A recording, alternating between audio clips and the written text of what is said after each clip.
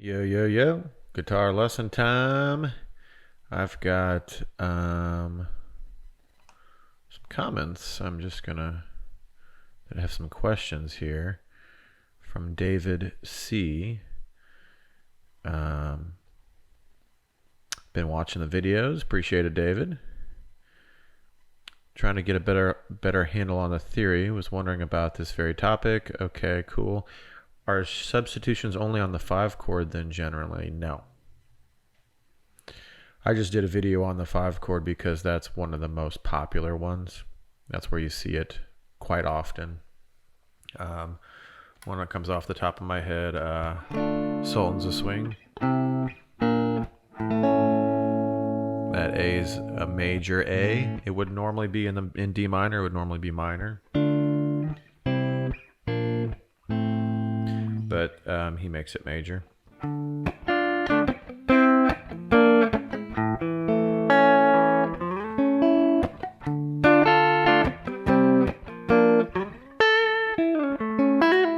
So that's a super cool sound, but that's just one example. Tons, hundreds, thousands of songs use that.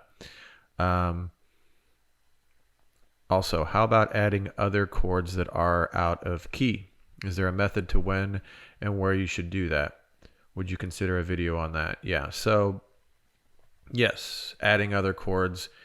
If we're doing it in the substitution style, yeah, for sure. I mean, there's a lot of ways to do this. Another one I'll just kind of share with you briefly here, just to kind of get you into the mindset of one of the reasons kind of how they do this. If we're in the key of C, and of course this works in every key, we're just going to look at the key of C. We've got all these triads that sound nice here, but then there's this pesky, what is this here? Diminished chord. And it can be hard to use that chord. Now there's people that definitely find a place for it, and I encourage you to try to do that. But what a lot of people do, if you take this B diminished chord and you just lower the root note 1/2 step, you get a B flat major chord. So this would be why if you're in the key of C, maybe you're playing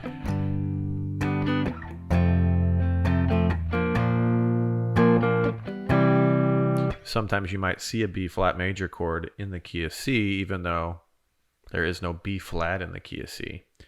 That's what's going on. They're just moving the 7 down 1/2 step to get a new chord that's not in the key.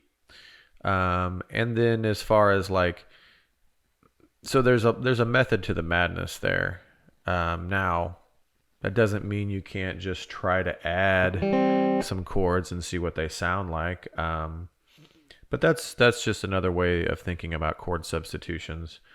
The chord substitution angle is very heady, and it's kind of like you've got the recipe understood very clearly, the musical harmony, the structure, the major scale, and you're just kind of tinkering with moving certain notes around. And as you move those notes around, new chords show up. So that's kind of the way I would look at it. And there's other ways of using chords outside the key. For example, I know I watched a thing on Jacob Collier, and he's really impressive is his knowledge with harmony, and he would say something like, well, sometimes he would just pick a note on the piano. Let's say there's a G, and he would just find chords that contain that note. So C major has a G in it, but also E flat major has a G in it. What else has a G in it? A minor 7. F9 has a G in it. So you can start getting like that. I really like the C major 7 to the E flat major 7 move. And I don't think in terms of chord substitution. You can, of course. I haven't thought too much about that one. I just know it works because this G is kind of your stable point.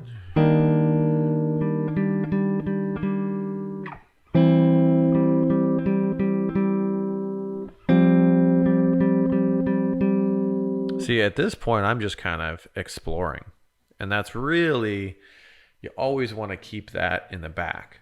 Like, yeah, I really enjoy nerding out. I really enjoy the analysis of a lot of this stuff. But eventually, you're going to run into some limitations there. And ultimately, your exploration is unlimited. You can always analyze things after the fact if you're writing, or, or if you're trying to understand a song, then yeah, get the pencil and paper out, write out the notes, see what's going on, see why it works, analyze it that way. So if you have a specific example, I could totally analyze something for you if you want me to. Let's see what else we got on here.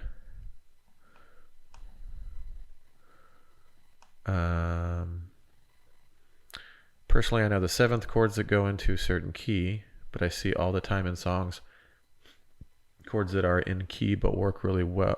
Chords that are not in key but work really well, and they're using nothing fancy, just a regular major or minor. Like I was just playing a High Time by Grateful Dead. Oh, there you go. There's an example for me. Lots of chords. Okay. High Time. Well, I might have to take a look at that one and do a little analysis on it. I am not familiar with that song. So one thing you can think about is a secondary dominant, which happens with a lot in music as another kind of form of chord substitution. So, and that could be, a whole lesson probably, but a quick little run through on that is when we were talking about the dominant chord in C, we've got this G dominant 7. And we had somebody comment earlier on this really well. Philly math guy. Yeah. So he really makes some good points here about that tritone interval that you got in that 5 chord, and also not just the 7 to the 1, but the 4 to the 3. Great points there, great post. So this dominant 7 is just so powerful going back home that you can create a dominant chord in front of any chord you're going to that's a fifth away. So for example, let's say I'm going to I want to get to, say if I progression, it's C to A minor to F to C. So when I go from C to A minor, I can go C, what's a fifth above A minor would be E7, and then play the A minor. And then a fifth above the F is a C dominant 7 to F. And you see how that's moving? D, go to the G maybe, and then back to C. So I just played a bunch of dominant 7 chords, and none of them are in the key of C. E7's not in the key of C, but it's functioning as a dominant chord to lead to the A minor. So it's a way to create tension. And I think the biggest thing to wrap your head around with this stuff is start simple, understand why the 5 chord likes to go to the 1, and then start to see why. Then you can see how you can use that to your advantage. Like, oh, I can just plant a new 5 chord in here before that A minor 7. What's the 5 of A minor? E. Make it a dominant 7th chord. Voila. You got that pull. I mean, this sounds very familiar to me. I don't know what, but it's used all the time in music. And that C7, C dominant 7, it's like, that's not in the key of C major. There's that B flat again in there. D7, that's not in the key either. That's supposed to be a D minor. So if I just played those chords with their normal chords, it would be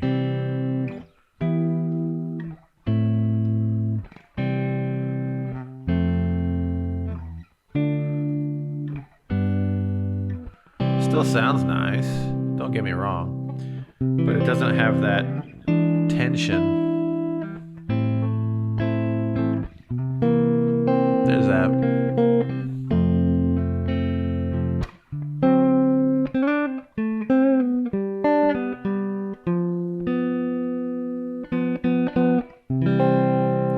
So that is what's going on there. So kind of opening up a whole can of worms here with your questions, which I love the questions. Just such a big topic. So, and maybe I'll take a look at that Grateful Dead tune. I should take a look at that one for you and just analyze it a little bit. But that'll be a different lesson. So anyway, hope you guys are doing well, and I hope you learned something today, and keep playing that guitar, keep having fun. Peace out.